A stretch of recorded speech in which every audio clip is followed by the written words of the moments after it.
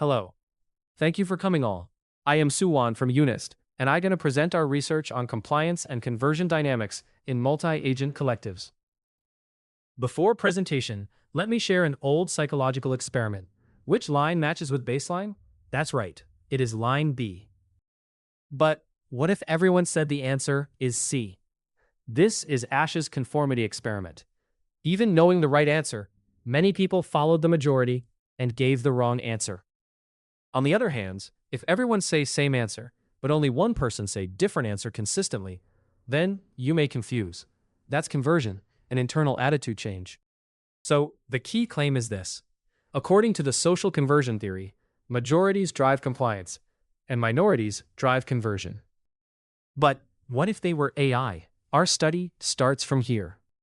Multi-agent systems are already here. AI bots have already break into Reddit to manipulate public opinion, and collaborating with AI teammates at work is rapidly becoming a reality. Prior HCI work has focused on single-agent influence or role distribution in multi-agent systems. Especially, Song et al. Showed that agreement among multi-agents creates social pressure. However, still multi-agents affecting minority social influence remain unexplored.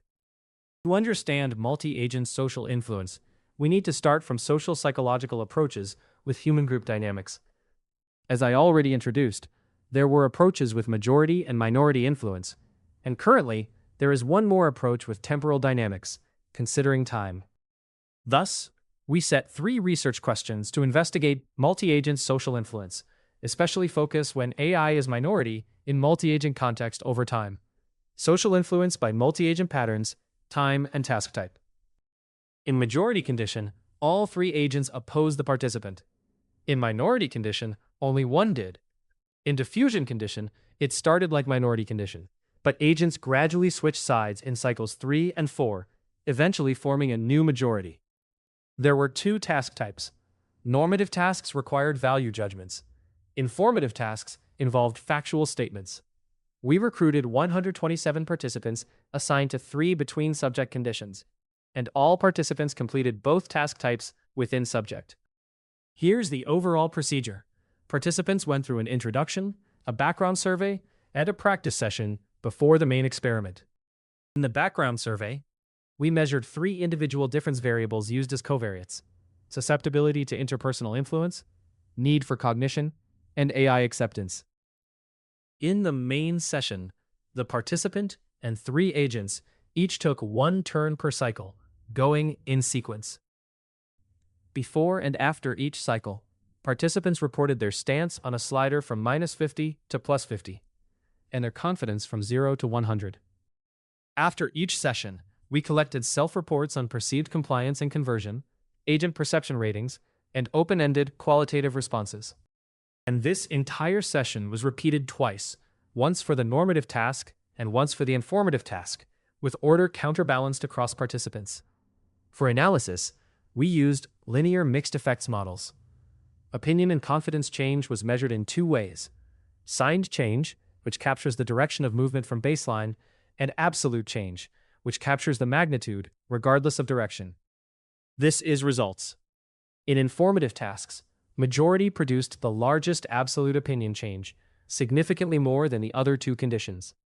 But the direction was mixed. Majority moved a lot but inconsistently, while minority showed smaller but more consistently directional change. In normative tasks, there were no meaningful differences across conditions. For confidence, majority went up fast, but then leveled off, while diffusion kept climbing all the way to T4. That means watching agents gradually switch sides created a more lasting boost in confidence. We classified opinion and confidence trajectories into reinforce initial own opinion, oscillate, and align with AI's opinion. Notably, in the majority informative condition, align plus oscillate reached about 83%, exceeding Ash's 75%. In the minority informative condition, the align rate was about 32%, far above Moscovici's 8.4%. For the post-interaction evaluations, even though majority produced the most behavioral change, agents in the minority condition were rated significantly higher on all 7 dimensions, including trust, competence, and integrity. People behaviorally influenced much from the majority, but trusted the minority conditions agents more.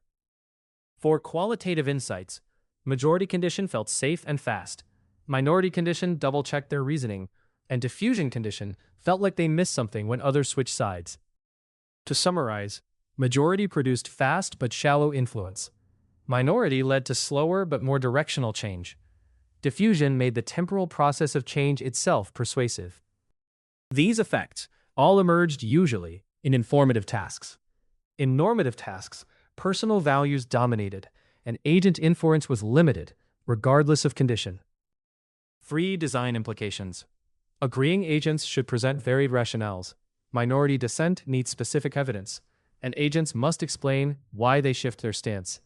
Without these, multi-agent systems risk becoming manipulation tools that undermine user autonomy. Our limitations include 4 points. First, ecological validity, rather than controlled experiment, such as real-world context or various AI identity. Second, consider more about agent reasoning transparency. Third, we could more think about ethical governance for multi-agent in online space, and more considering cultural differences, such as tightness versus looseness, or collectivism versus individualism.